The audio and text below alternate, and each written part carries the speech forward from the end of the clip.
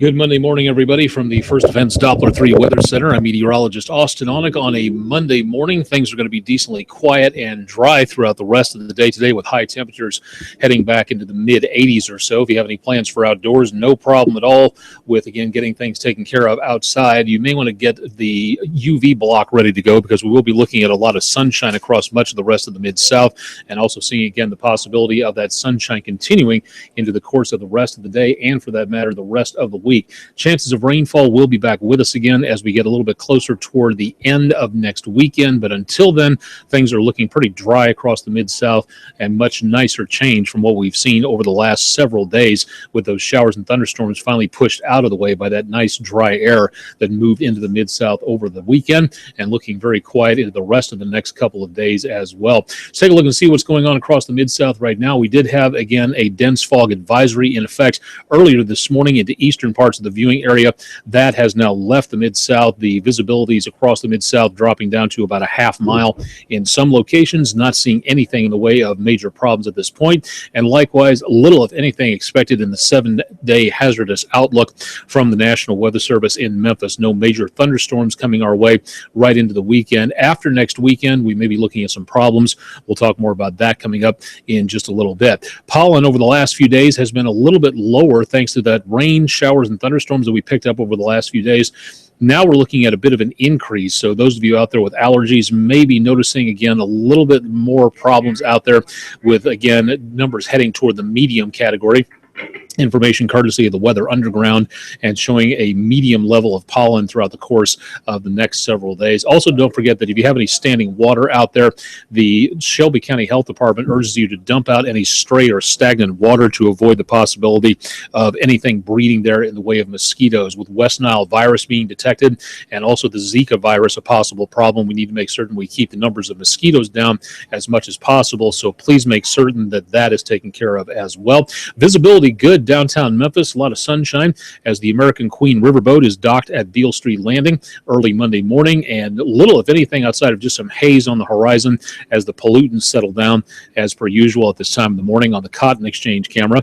View from the Memphis International Airport cam at I-240 and Airways, things looking very quiet and dry here. Not too shabby, very dry with sunny skies at Wooddale High School in Memphis. And from I-240 and the area in and around Whitten Road, things are very quiet. Transmitter tower cam, a.k.a. the Champion Windows cam, showing that good visibility out across much of East Memphis into Bartlett. South Haven, back down toward the area of Horn Lake, good visibility and traffic light and moving along well. Road on the Baptist. Lots of sunshine this morning around the Germantown City Hall camera.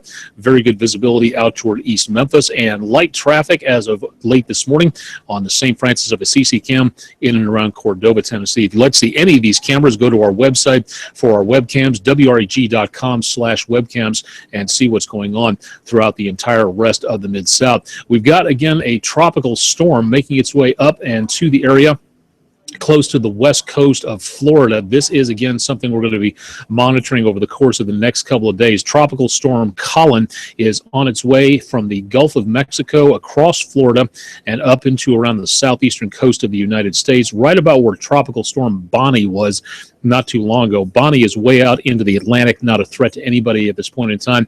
But as you can see, we've got numerous areas of showers and thunderstorms making their way onshore into the course of the rest of the day today. If you're planning on traveling anywhere around the Mobile area and eastward, there are tropical storm warnings in effect for a good portion of the area into around the Gulf Coast states. So if you are planning on heading that direction, looks like you may have a bit of a washout taking place, not to mention winds of 40 to 45 miles per hour plus.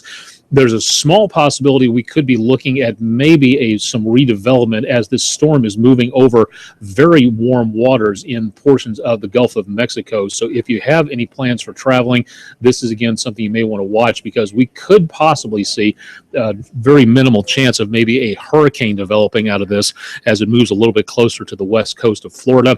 So keep it tuned to News Channel 3. Current spaghetti plot models are showing the best possibility of travel, again, west coast of Florida, back up to around the southeastern Georgia coast states and right off the banks of North Carolina into around the area of South Carolina as well. Keep in mind that these are basically suggestions. They all tend to agree for right now, but there may be the possibility of more changes in travel coming up with this storm system that may take it back to the west, in which case we'd have to watch out for this in the mid-south or a little farther away from us down across the Everglades down toward Miami.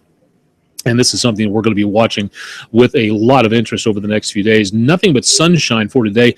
Decently clear skies across the Mid-South, and temperatures today back into the mid to upper 80s. That's going to be decently on the hot side, but the humidity levels, dew points today, will be in the lower 60s. That's not exactly bone dry, but it will be very comfortable across much of the area, including right on into tonight and through tomorrow morning. Heat index will not be a major concern, as again, the temperatures will not be that bad. Mid to upper 80s.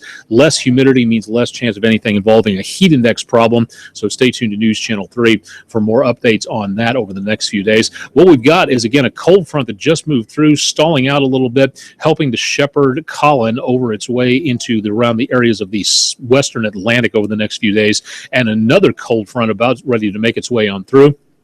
As it does pass through the area tonight, late tonight around midnight, there could be some thunderstorms from Paducah to Springfield to back around portions from Springfield areas of Missouri all the way back to around Paducah, Kentucky, and around Cape Girardeau, maybe up to around St. Louis late tonight, but none of that's going to be making its way into the mid-south. So we could see some clouds out of that as that cold front passes into tomorrow, but high pressure is going to be on its way, escorting in some very dry air from off of parts of northern Canada, taking it down our direction. We're not going to be seeing too much in the way of very cold conditions.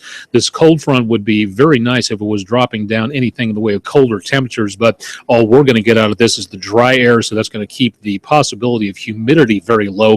It's just not going to do too much to us to cool us off into, say, like the 70s somewhere in there. If you'd like to keep an eye on the forecast, go to WREG.com/weather, click on the weather icon, and pick up more information about News Channel 3's interactive radar. School closings when we get to them, as necessary. You can also pick up the 7-day forecast, which all the way through the end of this next week does include the possibility of a shower or thunderstorm late Sunday night, but beyond that, just really not that much going on. Updates on the forecast available at facebook.com/AustinOnic WREG, also on Twitter at twitter.com/Aonic_WREG3, and on Instagram at Aonic_no_necessary WREG3. Questions, concerns, comments, ideas, suggestions that you'd like to see on this weather blog, drop me a line, austin.onic@WREG.com. That's the email address here to the News Channel 3 station. I'll be in for Todd Demers for the rest of the week as he's on vacation. Tim and Jim will have the forecast coming up later on tonight, starting on News Channel 3, first at 4. Direct from the News Channel 3 Weather Center, I'm meteorologist Austin Onic. Thanks for joining me for the Monday morning edition of News Channel 3's exclusive video weather blog, Weather Overtime, and stay tuned for updates throughout the day on News Channel 3 on air and online.